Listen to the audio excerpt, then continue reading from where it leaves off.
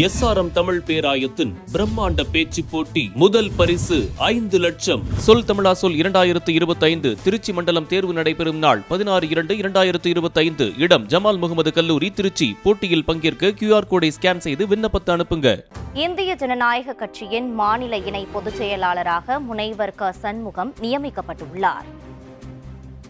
இது தொடர்பாக IJK தலைவர் டாக்டர் ரவி பச்சமுத்து வெளியிட்டுள்ள அறிக்கையில், முனைவர் க. சண்முகம் ஆகிய தாங்கள் கட்சியின் பொதுச் செயலாளரும் பொருளாளருமான G. ராஜன் பரிந்துரையின் பேரில் இந்திய ஜனநாயக கட்சியின் மாநில இணை பொதுச் செயலாளர் பொறுப்பிற்கு நியமிக்கப்படுகின்றீர்கள் என தெரிவித்துள்ளார்.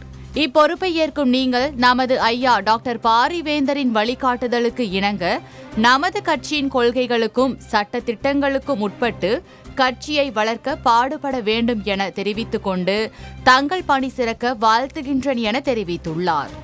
மேலும் இப்பொறுப்பினை ஏற்க உள்ள தங்கள் மாநிலத்திற்கு உட்பட்ட மாவட்டம், நகரம், ஒன்றிய பகுதிகளுக்கு பொறுப்பாளர்களை நியமிப்பதோடு அதிக அளவில் உறுப்பினர்களையும் சேர்க்க வேண்டும் எனவும், இச்செயல்பாட்டினை அடுத்து வரும் 1 வருட காலத்திற்குள் நீங்கள் நிறைவேற்றினால் உங்கள் பதவி நிரந்தரமாகும் என்பதையும் தெரிவித்துள்ளார்.